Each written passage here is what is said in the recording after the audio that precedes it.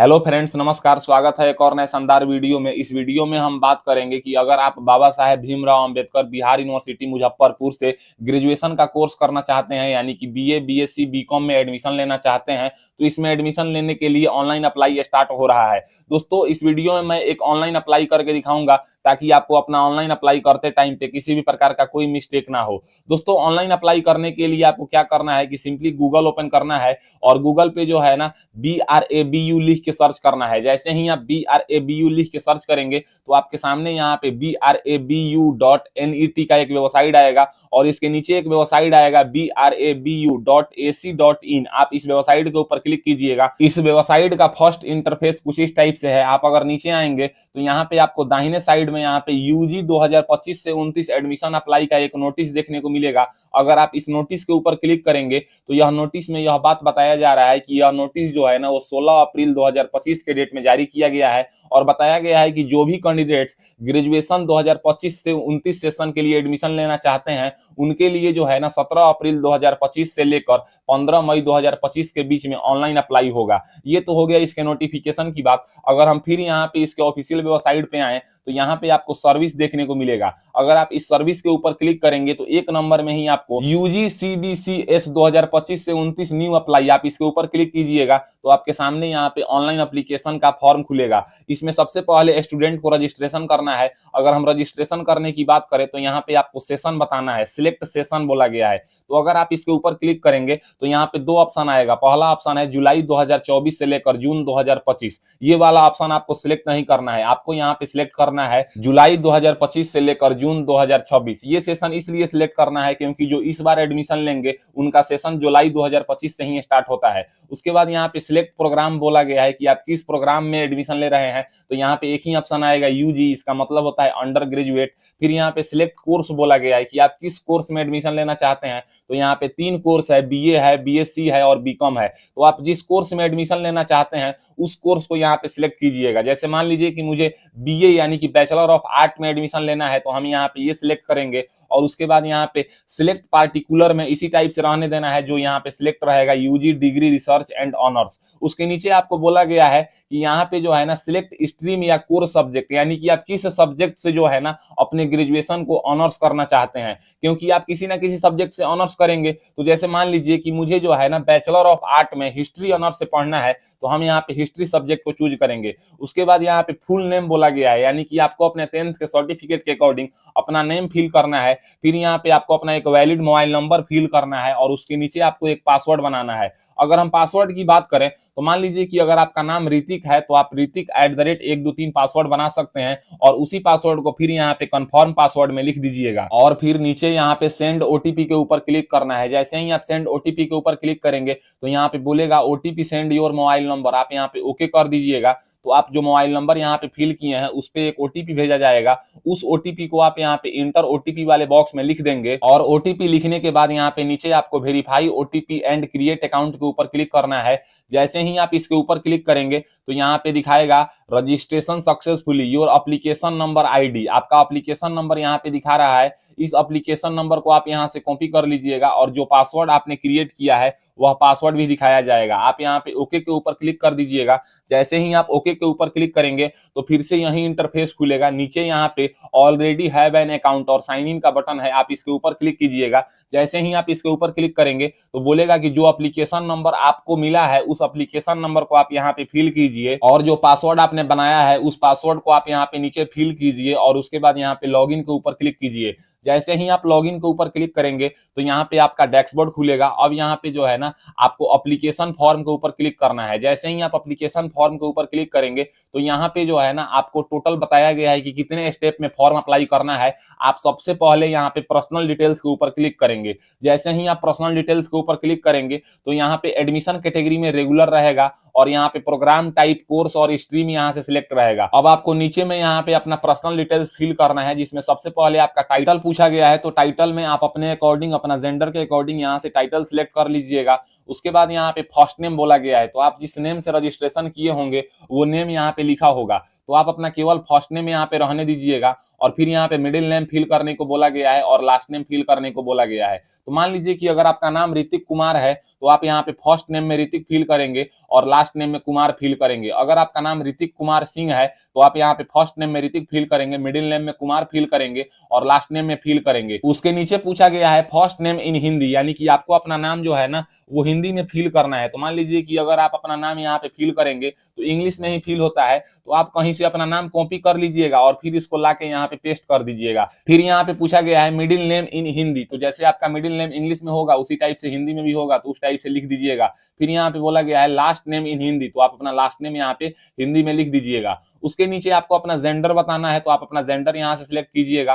फिर यहाँ पे डेट ऑफ बर्थ का चॉइस करना है, तो आप इसके ऊपर क्लिक करेंगे तो एक कैलेंडर खुलेगा। इस कैलेंडर से आपको क्या करना है ना कि सिंपली सबसे पहले अपना यहाँ से ईयर सिलेक्ट करना है, उसके बाद मंथ सिलेक्ट करना है और यहाँ से डेट सिलेक्ट कर लेना है, आपका डेट ऑफ बर्थ सिलेक्ट हो जाएगा। फिर यहाँ पे कैटेगरी बताना है कि आप किस कैटेगरी से बिलोंग करते हैं या किस कैटेगरी से आप एडमिशन लेना चाहते हैं। तो यहाँ पे जनरल कैटेगरी है, एससी कैटेगरी है, एसटी कैटेगरी है, ईबीसी है और बीसी है। तो अगर आप जनरल कैटेगरी को चूज करेंगे तो आपको कोई कैटेगरी सर्टिफिकेट नहीं देना है, लेकिन अगर आप SC, ST, EBC, BC category को चूज करेंगे तो एडमिशन के टाइम पे इस कैटेगरी का सर्टिफिकेट देना होगा। तो आप अपने अनुसार अपना कैटेगरी यहाँ पे चूज कीजिएगा। उसके बाद यहाँ पे ब्लड ग्रुप पूछा गया है कि आप अपना ब्लड ग्रुप बताइए। अगर आपको अपना ब्लड ग्रुप पता नहीं है तो आप अपने अनुसार रेंडमली कुछ भी चूज कर सकते हैं, लेकिन अगर आपको अपना ब्लड ग्रुप पता है तो आप अपना ब्लड ग्रुप यहाँ से सिलेक्ट कीजिए। उसके नीचे आपको अपना एक वैलिड ईमेल आईडी फिल करना है और उसके बाद यहाँ पे आपको अपना 12 डिजिट का आधार कार्ड का नंबर फिल करना है। फिर यहाँ पे नेशनलिटी बताना है, तो यहाँ पे जो है ना इंडियन और नॉन इंडियन का ऑप्शन आएगा, तो आप यहाँ से इंडियन सिलेक्ट कर लीजिएगा। फिर यहाँ पे रिलीजन बताना है कि आप किस धर्म से बिलोंग करते हैं, तो यहाँ पे हिंदू मुस्लिम है तो आप अपना धर्म यहाँ से सिलेक्ट कर लीजिएगा। उसके नीचे यहाँ पे मैरिटल स्टेटस पूछा गया है, यानी कि आप अनमैरिड हैं कि मैरिड हैं। अनमैरिड का मतलब होता है अविवाहित और मैरिड का मतलब होता है शादीशुदा, तो आप अपने मुताबिक यहाँ पे सिलेक्ट कीजिएगा। उसके बाद यहाँ पे अपार आईडी बोला गया है। अपार आईडी होता है एकेडमिक ऑफ बैंक क्रेडिट, यानी कि आप अभी कौन सा कोर्स कर रहे हैं यह डाटा जो है ना एबीसी आईडी में रहता है। तो अपार आईडी डिजी लॉकर से बनता है, आप वहां से बना लीजिएगा। अगर आपका अभी अपार आईडी नहीं बना है तो आप यहाँ पे स्टार मार्क नहीं लगा हुआ है, आप इसको खाली भी छोड़ सकते हैं। उसके नीचे आपसे पूछा गया है कि क्या आप जो है ना ईडब्ल्यूएस कैटेगरी से बिलोंग करते हैं। ईडब्ल्यूएस कैटेगरी जो होता है ना ये जनरल कैटेगरी के लोग ही आते हैं ईडब्ल्यूएस कैटेगरी में, जिनके घर का कुल इनकम 8 लाख से कम होता है, उन लोगों को ईडब्ल्यूएस सर्टिफिकेट दिया जाता है, जिनसे उनको रिजर्वेशन मिलता है 10%। तो अगर आप इसके बारे में जानते हैं और इसका सर्टिफिकेट रखे हैं तो आप यहाँ पे यस कर देंगे, नहीं तो सिंपली यहाँ पे नो ही रहने देंगे। उसके बाद यहाँ पे पूछा गया है कि क्या आप विकलांग हैं। अगर आप विकलांग हैं तो यहाँ पे यस करेंगे, नहीं तो सिंपली आप यहाँ पे नो ही रहने देंगे। फिर यहाँ पे पूछा गया है कि क्या आप जो है ना एक सर्विसमैन हैं। अगर एक सर्विसमैन है तो यहाँ पे यस करेंगे, नहीं तो सिंपली आप यहाँ से नो कर देंगे। उसके बाद पूछा गया है कि यदि आप एनसीसी कैंडिडेट्स हैं, अगर आपने एनसीसी किया है तो आप यहाँ पे यस करेंगे, नहीं तो सिंपली आप इसको नो कर देंगे। फिर यहाँ पे पूछा गया है कि यदि आप खेल उम्मीदवार हैं, यानी कि आप स्पोर्ट्स में रुचि रखते हैं, आप स्पोर्ट्स के किसी फील्ड में भाग लिए हैं और उसमें आपको अचीवमेंट मिला है, तो आप उसके बारे में जानकारी दीजिएगा यहाँ पे यस या नो करके। उसके नीचे पूछा गया है यदि आप कर्मचारी के हैं, अगर आप कर्मचारी के हैं तो आप यहाँ पे यस करेंगे, नहीं तो सिंपली आप नो कर देंगे। फिर यहाँ पे उसके नीचे पूछा गया है कि क्या आप जो है ना एनएसएस कोटा से बिलोंग करते हैं। अगर करते हैं तो यहाँ पे यस करेंगे, नहीं तो सिंपली आप यहाँ पे नो कर देंगे। फिर यहाँ पे उसके नीचे पूछा गया है कि क्या आप जो है ना स्काउट गाइड कोटा से बिलोंग करते हैं। अगर करते हैं तो यहाँ पे यस कर देंगे, नहीं तो सिंपली आप यहाँ पे नो कर देंगे। फिर यहाँ पे बोला गया है कि क्या आप एनआरआई कोटा से बिलोंग करते हैं। एनआरआई का मतलब होता है नॉन रेसिडेंस ऑफ इंडिया। अगर आप इस टाइप के कैंडिडेट्स हैं तो आप यहाँ पे यस करेंगे, नहीं तो सिंपली आप यहाँ पे नो कर देंगे। फिर यहाँ पे उसके नीचे पूछा गया है कि क्या आप जो है ना डोनार कोटा से बिलोंग करते हैं। अगर करते हैं तो यस करेंगे, नहीं तो सिंपली आप यहाँ पे जो है ना नो ही रहने देंगे। फिर यहाँ पे उसके नीचे पूछा गया है कि क्या आप जो है ना transfer of government servant quota, यानी कि अगर आप इस टाइप के कैंडिडेट्स हैं तो आप यहाँ पे यस करेंगे, नहीं तो सिंपली आप यहाँ पे नो कर देंगे। फिर यहाँ पे पूछा गया है कि क्या आप जो है ना प्रिंसिपल कोटा से बिलोंग करते हैं, यानी यानी कि कोई ऐसे कैंडिडेट्स होते हैं जो प्रिंसिपल कोटा से एडमिशन लेना चाहते हैं तो यहाँ पे यस कर देंगे, नहीं तो सिंपली आप यहाँ पे नो करेंगे। फिर यहाँ पे बोला गया है कि क्या आप वाइस चांसलर कोटा से बिलोंग करते हैं, अगर करते हैं तो यस करेंगे, नहीं तो सिंपली आप नो कर देंगे। ये देखिए यहाँ पे जितना ऑप्शन है ना, ये सब ऑप्शन अगर आप एक नॉर्मल कैंडिडेट्स हैं, आपके पास कोई सर्टिफिकेट नहीं है, तो ये सारा ऑप्शन आपके केस में नो होगा। आप अपने मुताबिक यहाँ पे यस कीजिएगा वहीं जिसका सर्टिफिकेट आपके पास है। बिना सर्टिफिकेट का अगर आप यस कर देंगे तो आपका एडमिशन नहीं होगा। फिर यहाँ पे उसके नीचे जो है ना, आपका कॉरेस्पॉन्डेंस एड्रेस पूछा गया है। अगर हम कॉरेस्पॉन्डेंस एड्रेस की बात करें तो सबसे पहले आपको अपना पूरा एड्रेस फिल करना होता है, विलेज, पोस्ट, पुलिस स्टेशन, इस टाइप से।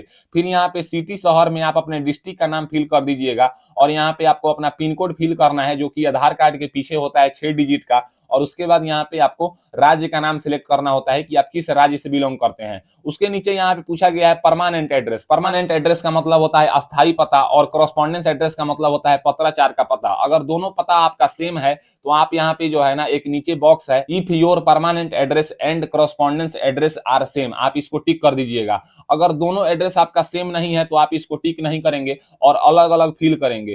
फिर यहाँ पे आपको अपने पिताजी के बारे में बताना है, या कोई शादीशुदा फीमेल कैंडिडेट्स है तो अपने हस्बैंड के बारे में बताएंगी। जैसे कि यहाँ पे टाइटल बताना है, तो अगर आप अपने पिताजी के बारे में बता रहे हैं और अगर आप एक मेल कैंडिडेट्स हैं तो आप यहाँ पे एसओ कर देंगे। एसओ का मतलब होता है सन ऑफ, और अपने पिताजी का नाम यहाँ पे फिल कर देंगे। और फिर यहाँ पे आपको अपनी माँ का नाम फिल कर देना है और अपने पिताजी का या हस्बैंड का नंबर यहाँ पे फिल करना है। अगर कोई फीमेल कैंडिडेट्स है और अपने पिताजी के बारे में जानकारी देना चाहती है तो यहाँ पे डीओ सिलेक्ट करेंगी, क्योंकि टुगेदर ऑफ, ये सिलेक्ट करके और अपने पिताजी का और अपने मम्मी का नाम यहाँ पे फिल करेंगी और अपने पिता का यहाँ पे मोबाइल नंबर फिल करेंगी। अगर कोई फीमेल कैंडिडेट्स है और वो शादीशुदा है, अपने हस्बैंड का नाम फिल करना चाहती है, तो यहाँ से जो है ना, जो टाइटल पूछा गया है इसमें आपको एचओ सिलेक्ट करना है। एचओ का मतलब होता है हस्बैंड ऑफ, और यहाँ पे आपको अपने जो है ना पति का नाम लिख देना है, फिर यहाँ पे माँ का नाम लिख देना है और अपने हस्बैंड का यहाँ पे मोबाइल नंबर फिल कर देना है। ये सारा डिटेल्स फिल करने के बाद आपको यहाँ पे अपडेट के ऊपर क्लिक करना है। जैसे ही आप अपडेट के ऊपर क्लिक करेंगे तो यहाँ पे बोलेगा update successfully application ID.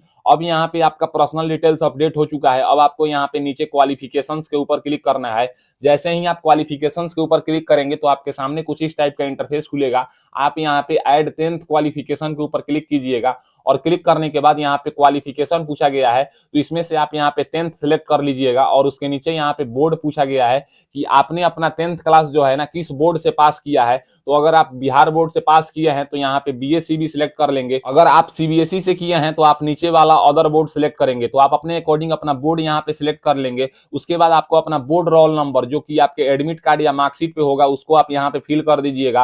Roll number fill करने के बाद यहाँ पे पासिंग ईयर बताना है कि आप किस साल जो है ना अपना 10th क्लास पास किए हैं। जिस साल पास किए हैं उसको आप यहाँ पे सिलेक्ट कर लेंगे। और उसके नीचे जो है ना आपको टोटल पेपर मार्क्स बताना है, यानी कि टोटल जो है ना आपको कितने नंबर का आप एग्जाम दिए हैं वो आपको यहाँ पे सिलेक्ट करना है। ये सिलेक्ट करने के बाद यहाँ पे टोटल ऑब्टेंड मार्क्स, यानी कि आपको कितना नंबर प्राप्त हुआ है। जैसे मान लीजिए कि मेरा 500 नंबर का एग्जाम हुआ है और मुझे 300 नंबर प्राप्त हुआ है, इस टाइप से हम फिल करेंगे तो परसेंटेज ऑटोमेटिक यहाँ पे दिखा देगा। और फिर उसके बाद यहाँ पे बोला गया है कि आपको अपना 10th का मार्कशीट या सर्टिफिकेट अपलोड करना है जो कि 500 KB से कम होना चाहिए और जेपीजी फॉर्मेट में होना चाहिए या पीएनजी फॉर्मेट में। तो आप अपने 10th का मार्कशीट या सर्टिफिकेट अपलोड कर लीजिएगा और नीचे यहाँ पे सबमिट के ऊपर क्लिक कीजिएगा। जैसे ही आप सबमिट के ऊपर क्लिक करेंगे तो यहाँ पे बोलेगा क्वालिफिकेशन डिटेल्स इंटर सक्सेसफुली, यानी कि आपका क्वालिफिकेशन डिटेल्स ऐड हो गया। आप यहाँ पे ओके के ऊपर क्लिक करेंगे तो अब आपका यहाँ पे 10th का जानकारी जो है ना ऐड हो चुका है। आप यहाँ पे व्यू के ऊपर क्लिक करके अपना डॉक्यूमेंट्स देख सकते हैं, या एडिट के ऊपर क्लिक करके अगर कुछ गलत एडिट हो गया है तो सुधार कर सकते हैं, या अगर सारा गलत है तो आप यहाँ पे डिलीट के ऊपर क्लिक करके इसको डिलीट कर सकते हैं। 10th का जानकारी ऐड करने के बाद आपको यहाँ पे ऐड 12th क्वालिफिकेशन के ऊपर क्लिक करना है और क्लिक करने के बाद यहाँ पे क्वालिफिकेशन बताना है। क्वालिफिकेशन में यहाँ पे पूछा गया है कि आपने जो है ना अपना 12th का पढ़ाई आर्ट्स से किया है या साइंस से किया है या कॉमर्स से किया है। आप जिस भी स्ट्रीम से अपना 12th का पढ़ाई किए हैं उस स्ट्रीम को यहाँ पे सिलेक्ट करेंगे और फिर यहाँ पे सिलेक्ट बोर्ड, यानी कि आपको अपने बोर्ड का नाम बताना है कि आप बिहार बोर्ड से किए हैं कि सीबीएसई या अदर बोर्ड से किए हैं। आप इसको यहाँ पे सिलेक्ट करेंगे और फिर यहाँ पे आपको अपना रोल नंबर बताना है। रोल नंबर आपको अपना बोर्ड रोल नंबर बताना है जो कि आपके एडमिट कार्ड या मार्कशीट पे होगा। रोल नंबर फिल करने के बाद यहाँ पे पासिंग ईयर बताना है कि आपने अपना 12th क्लास जो है ना किस साल पास किया है। तो मान लीजिए कि ज्यादातर कैंडिडेट्स जो है ना इसी साल 12th पास किए होंगे और वहीं ग्रेजुएशन में एडमिशन लेना चाहते हैं तो आप अपना 2025 यहाँ से सिलेक्ट कीजिएगा और टोटल पेपर मार्क्स यानी कि आपने 500 नंबर का एग्जाम दिया होगा तो आप यहाँ पे 500 सिलेक्ट करेंगे और टोटल ऑब्टेंट मार्क्स यानी कि आपको कितना नंबर प्राप्त हुआ है। तो जैसे मान लीजिए कि मुझे 350 नंबर प्राप्त हुआ है तो हम यहाँ पे इस टाइप से फिल करेंगे, परसेंटेज यहाँ पे ऑटोमेटिक कैलकुलेट करके दिखा देगा। और फिर यहाँ पे आपको 12th का मार्कशीट अपलोड करना है। तो अभी जो इस साल 25 मार्च को 12th पास किए हैं उनके पास मार्कशीट का ओरिजिनल कॉपी नहीं होगा तो जो वो इंटरनेट से डाउनलोड किए हैं उसी का स्क्रीनशॉट आप यहाँ पे अपलोड कर दीजिएगा 500 KB से कम में। और फिर नीचे यहाँ पे आपको सबमिट के ऊपर क्लिक करना है। जैसे ही आप सबमिट के ऊपर क्लिक करेंगे तो फिर यहाँ पे बोलेगा क्वालिफिकेशन डिटेल्स इंटर सक्सेसफुली, आप यहाँ पे ओके के ऊपर क्लिक कर दीजिएगा। जैसे ही आप ओके के ऊपर क्लिक करेंगे तो यहाँ पे 10th और 12th दोनों जानकारी ऐड हो चुका है। आप यहाँ से देख लीजिएगा कि आपका ऐड किया हुआ दोनों जानकारी सही है कि नहीं। अगर दोनों सही है तो आप यहाँ पे चॉइस सिलेक्शन के ऊपर क्लिक कीजिएगा। जैसे ही आप चॉइस सिलेक्शन के ऊपर क्लिक करेंगे तो यहाँ पे कॉलेज डिस्ट्रिक्ट पूछा गया है कि आप अपना एडमिशन जो है ना किस डिस्ट्रिक्ट के कॉलेज में लेना चाहते हैं। तो ये बाबा साहेब भीमराव अंबेडकर बिहार यूनिवर्सिटी जो है ना इसमें कौन कौन से डिस्ट्रिक्ट के कॉलेज आते हैं तो ईस्ट चंपारण के आते हैं, मुजफ्फरपुर के आते हैं, शिवहर के आते हैं, सीतामढ़ी के आते हैं, वैशाली के आते हैं और वेस्ट चंपारण के आते हैं। यहीं जो है ना टोटल 6 डिस्ट्रिक्ट जो है ना बाबा साहेब भीमराव अंबेडकर बिहार यूनिवर्सिटी मुजफ्फरपुर के अंतर्गत आते हैं। तो आप अपना डिस्ट्रिक्ट यहाँ से सिलेक्ट कर लीजिएगा। जैसे मान लीजिए कि मुझे ईस्ट चंपारण डिस्ट्रिक्ट के कॉलेज में एडमिशन लेना है तो हम यहाँ पे ईस्ट चंपारण सिलेक्ट कर लिए हैं। अब यहाँ पे कॉलेज सिलेक्ट करना है। अब ईस्ट चंपारण के जितने भी कॉलेज में ग्रेजुएशन का कोर्स होता होगा ना उन सब कॉलेज का यहाँ पे लिस्ट खुलेगा तो आप यहाँ पे सिलेक्ट कर लीजिएगा। जैसे एक नंबर में मान लीजिए कि हमने यहाँ पे एमएस कॉलेज को सिलेक्ट कर लिया।